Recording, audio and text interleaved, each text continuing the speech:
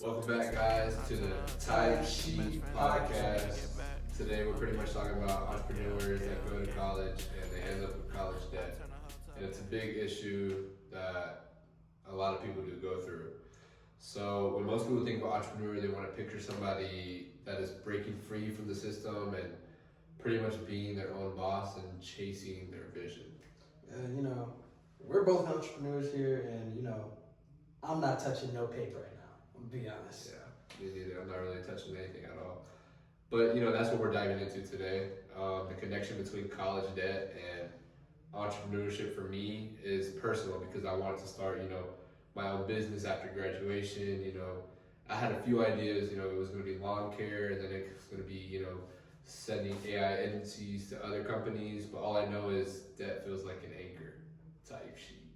I mean, a lot of people are really struggling and drowning in $30,000 to $37,000 in debt from college loans alone. Yeah. We're not talking about car payments, nothing like that. And that's wild, bro, because for more than 43 million borrowers coming out of college, they're owing 1 out of 5 $50,000.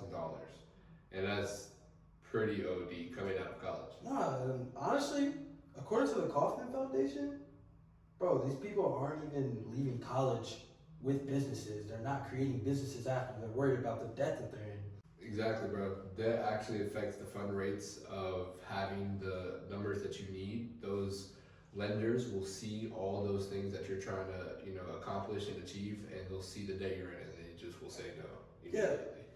And it's honestly crazy because people that leave college without any student debt are 2 times more likely to have a business way earlier than somebody that's leaving college with debt. Right.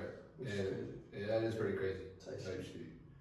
But think about the emotional side. You're fresh out of college and you're excited to, do what you came to school for, regardless of what people say about the major. You're amped, just like everybody else, and then you can't do anything because of what you have to face. You know what I mean? And that feels like pressure in those 4 years of having to come.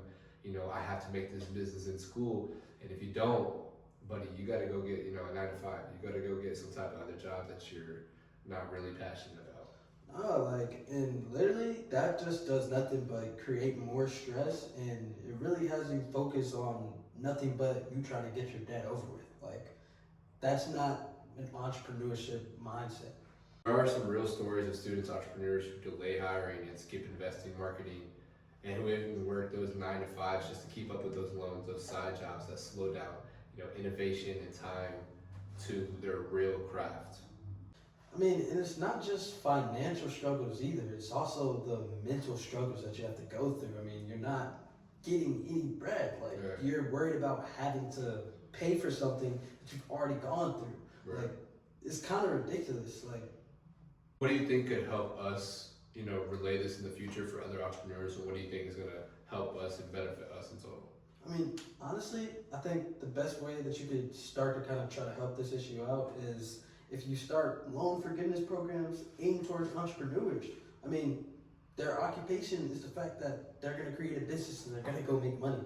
So we need loan forgiveness programs towards them so that they can complete that goal. Type shit. And I also think universities could also play a role. Some schools already have entrepreneurship programs and centers that offer startups, but what if they offered startups and grants and even debt relief incentives for graduates building businesses? Yeah, and it's also about the mentorship. They need these people that are actually doing it. They need their help in knowing how they conducted, them getting through their debt, how they conducted them starting up their businesses. I think that's the most important part when it comes to, getting into this occupation. You need to make sure that people are viewing their experience too. And honestly, better financial literacy. I think it's about, a study did show 40% of students don't fully understand their loan terms until they actually sign. So it's something that, they're not educated to earlier and are now delayed because of not being educated. They can make smarter borrowing decisions as well. We could be teaching the students that. Yeah, very true. Type shit. All right, type shit.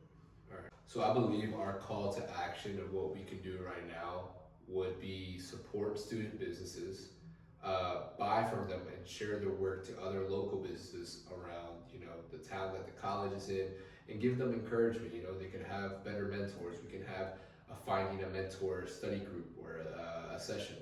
And I think it's really important that we reform student loans as well. Like, these people don't know what they're getting themselves into when they're going to go get their education.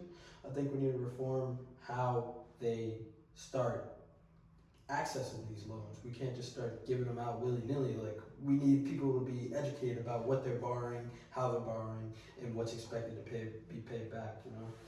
And I just want to say, for anybody watching this podcast, the Type Sheet podcast, Tight shit. for anyone still in school, learn before you borrow. These loans will come bite you in the butt later down the road. Honestly, entrepreneurship is about freedom, and if we're not doing all these solutions to help us get through how much debt these people are dealing with, then what is this occupation to begin with? So thanks for listening, guys. This is for all the college students out there, not just entrepreneurs, but this is a PSA for everybody. But tune in next week for the Tai Chi podcast. All right.